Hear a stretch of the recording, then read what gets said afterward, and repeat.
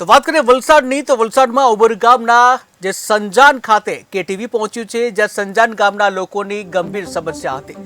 ત્યારે ટ્રાન્સફોર્મરનો થાંભલો પડવાની જે કદાર પર હતો, ત્યારે નમી ગયેલા અનેક થાંભલાઓ પડવાની શક્યતા હતી, જ્યાં ટ્રાન્સફોર્મરનો થાંભલાથી મોટી દુર્ઘટના પણ થઈ શકતી હતી. ત્યારે તંત્ર ગંભીરતાથી નિરાકરણ લાવે તેવી જે માંગ કરવામાં આવી છે. જ્યાં ટીવી સ્ક્રીનના દ્રશ્યો તમે જોઈ રહ્યા છો કે જ્યાં કેવી રીતે જે ટ્રાન્સફોર્મર એક બાજુ નમી ગયેલું છે, ગમે ત્યારે આ ટ્રાન્સફોર્મર કોઈના ઉપર પડી શકે છે, મોટી દુર્ઘટના પણ થઈ શકે છે.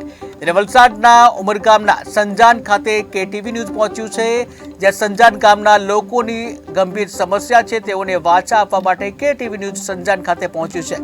ત્યારે ટ્રાન્સફોર્મરનો થાંભલો પડવાની જે કદાર ઉપર છે, ત્યારે નમી ગયેલા અનેક થાંભલાઓ પડવાની શક્યતા છે. ત્યારે ટ્રાન્સફોર્મરનો થાંભલો ગમે ત્યારે પડી શકે છે, મોટી દુર્ઘટના થઈ શકે છે.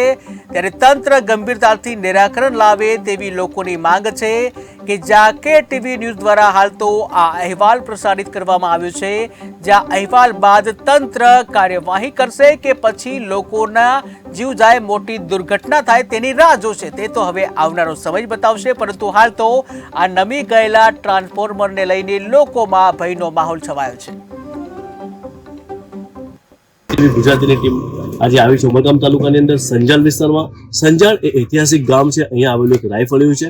લોકોને અત્યારે હાલ એવી સમસ્યા છે, અમારા કેમેરામેન તમને સામે બતાવશે. એક જીબીનો થાંભલો આવેલો છે અને ટ્રાન્સફોર્મર મૂકેલું છે. ટ્રાન્સફોર્મરનો થાંભલો તમે જોઈ શકો છો સ્પષ્ટપણે કેટલો નમી ગયેલો છે. એક બાજુ જો આ થાંભલો પડી જવાનો લોકોને ભય સતાવી રહ્યો છે. અહીંના સ્થાનિકોનું કહેવાનું છે કે 1 વર્ષથી આ સમસ્યાથી આ લોકો પીડાઈ રહ્યા છે. આ સંપૂર્ણ બેદરકારી જીબી અહીંયા જે ઉમરગામ તાલુકાના જીબી વિભાગના અધિકારીઓ છે એ દાખવી રહ્યા છે. આપણે એના સ્થાનિકો સાથે વાત કરશું કે શું છે સમસ્યા અને 1 વર્ષથી સમસ્યાથી પીડાઈ રહ્યા છો તો તમે અચાનક કેમ કેટીવીની ટીમને બોલાવવાની જરૂર પડી? જે શું નામ છે આપણું અને શું સમસ્યા તમારા ઘરે સર્જાઈ છે? મારું નામ છે રાજુભાઈ સંજાણ રાયવાડી. અમારા ઘેરના પછાડી થાંભલો પડેલો છે. થાંભલા પાસે છોકરો લોકો જ્યાં એના પર પડતો હતો, પડતો ગઈ ગયો. એના માટે અમે કમ્પ્લેટ આપી અને આ ડીપી આપી સડી ગયેલી છે.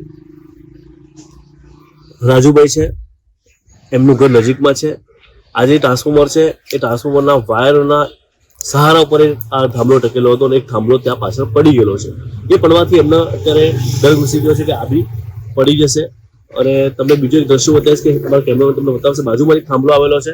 આ થાંભલો પણ અત્યારે હાલ પડી જવાની સ્થિતિ છે, કેમ કે આ થાંભલો પણ ઝૂકી ગયેલો છે. એના ઉપરના જે તાર છે, કનેક્શન વાયરો, એ વાયરો તમે સ્પષ્ટપણે જોઈ શકો છો. આ ટ્રાન્સફોર્મરથી અડેલા છે અને હાલ આ ટ્રાન્સફોર્મર આ થાંભલાના સપોર્ટમાં ટકેલું છે એવું કહી શકાય, કેમ કે આ ટ્રાન્સફોર્મરની હાલત એકદમ ઝૂકી ગયેલી છે.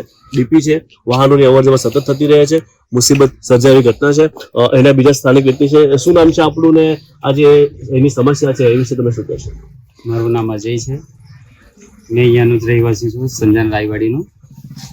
સમસ્યા તો એ છે કે આ જે સામે થાંભલો દેખાય છે એની સ્થિતિ એવી છે ને કે હમણાં પડી શકે, કલાક પછી પડી શકે. જેની ચેનલો બધી આખી સડીને ખરાબ જ થઈ ગયેલી છે. 2-3 વાર જીબીમાં કમ્પ્લેન પણ કરી, રિક્વેસ્ટ કરી કે બનાવી જાઓ. એ લોકો 1-2 વાર આવીને પણ ગયા જોઈને. એ લોકો પર કદાચ એ લોકો જોઈને ગયા છે પણ બનાવ્યું તો નથી હજુ સુધી. એના સિવાય જે ગઈ સાંજે થાંભલો પડેલો હતો, બાજુવાળું રાજેશભાઈનું ઘર છે બાજુમાં, એના ઘર પર પડ્યો થાંભલો. જે પ્રમાણે મુખ્ય રસ્તો છે, લોકોની અવરજવર બહુ થતી હોય છે, એમાં શું ભય સવાયેલો છે અત્યારે? ભાઈ તો હમણાં એવો છે, તમે સામે જોઈ શકો, કલાકમાં પણ પડી શકે, 2 કલાક પછી પણ પડી શકે. અને સાંજ સુધી, અગર સાંજના ટાઈમે જો પડે તો સાંજના જે મહારાષ્ટ્રના અને જે લોકલ બધા પબ્લિકો છે ઉમરગામમાં નોકરી વધારે જતા હોય તો સાંજે તો અહીંયાથી આમ તેમ જવા માટે પણ ચાલતા પણ નહીં જઈ શકો, એટલી ટ્રાફિક હોય છે. અગર એવા ટાઈમ પર પડી ગયો હોય તો થાંભલો શું થાય, એનો જવાબદારી કોણ લે? પછી પ્લસ આ બાજુમાં સ્કૂલ છે, ગુજરાતી સ્કૂલવાળા, એ સ્કૂલનો પણ ટાઈમ છે.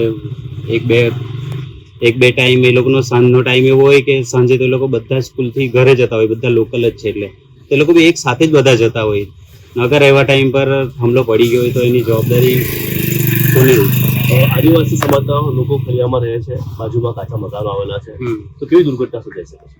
દુર્ઘટના તો એવી છે કે આજુબાજુ કાચા મકાનો પણ છે. અગર એ પડી જાય તો એનું ઘર પણ તૂટી શકે, પ્લસ ઘરમાં જે કંઈ જાનહાનિ પણ થઈ શકે.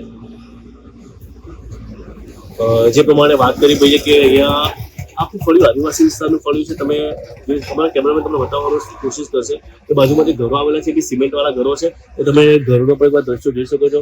નજીકમાં જ છે આ જે સિમેન્ટ તો રહી કહી શકાય પણ માટીના ઘરો કહી શકાય કે કાચા મકાનો અહીં આવેલા છે. અને કાચા મકાનો પર જો આ થાંભલો અને કાચો પડે મોટી સમસ્યા સર્જાયેલી કન્ડિશન છે.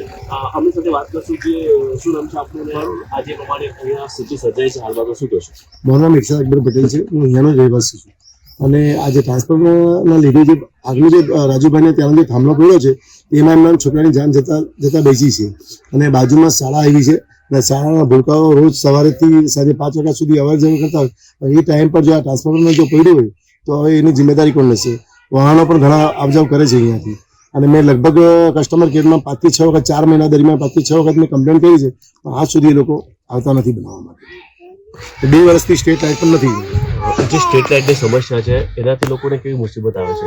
અવર જવર હવે જંગલ ઇલાકો છે તો જનાવરનો ભય ઘણો રહે. હવે લાઇટ હોય તો બિચારા જે પગપાળા જતા હોય નોકરિયાત એમને કંઈ કડી જાય એ પણ એક ભયનો માહોલ પેદા કરે એવું છે.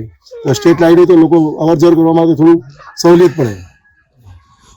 જે પ્રમાણે સ્થાનિક લોકોના અહીંયા ખુલ્લા આક્ષેપો છે કે જીઈબીને વારંવાર ફરિયાદ કરી છે તેમ છતાં પણ જીઈબીની ટીમ સાંભળતી નથી. મારે કેટીવીની ટીમ અહીંયા પહોંચી છે. અમારો ઉદ્દેશ એક જ છે કે જનતાને જે મુસીબત પડતી હોય છે જે તકલીફ પડતી હોય છે એ તકલીફ સરકાર સુધી પહોંચાડવી. તંત્ર આ બાબતે તાત્કાલિક કાર્યવાહી કરે. લાગતા વળગતા અધિકારીઓ આ જે ટ્રાન્સફોર્મર છે જે એકદમ ઝૂકીને હાલ નમી ગયેલું છે અને પડવાની સ્થિતિ પર છે, જો કોઈના ઉપર પડશે તો માણસનો જીવ પણ જઈ શકે છે એવી કન્ડિશન દેખાઈ રહી છે. અને જે રાજુભાઈ છે બાજુમાં કાલે એમનો ઘરનો થાંભલો પડી પણ ગયો છે જે આના અટેચમાં હતો આના સપોર્ટમાં હતો. તો એ થાંભલો પડી જવાથી એમનામાં વધારે ડર ઘૂસી ગયો છે કે કેમ કે ગમે ત્યારે ટ્રાન્સફોર્મર બી પડી શકે છે. અવર જવર વાળો રસ્તો છે, વાહનો ખૂબ મોટા પ્રમાણમાં અહીંથી અવર જવર કરે છે. જો જીઈબીના અધિકારીઓ તાત્કાલિક ધોરણે આ ટ્રાન્સફોર્મરની રિકવરીની કામગીરી નહીં કરે તો મોટી દુર્ઘટના સર્જાય તેવી કન્ડિશન અહીંયા છે. તાત્કાલિક ધોરણે આ બાબતે અધિકારીઓ વિચારે અને આનું સમારકામ કરાવે તો ખૂબ જરૂરી છે. હું છું Anish Shaikh, KTV news, Umargam. KTV ગુજરાતીની ટીમ આજે આવી છે ઉમરગામ તાલુકાની અંદર સંજાણ વિસ્તારમાં. સંજાણ એ ઐતિહાસિક ગામ છે. અહીંયા આવેલું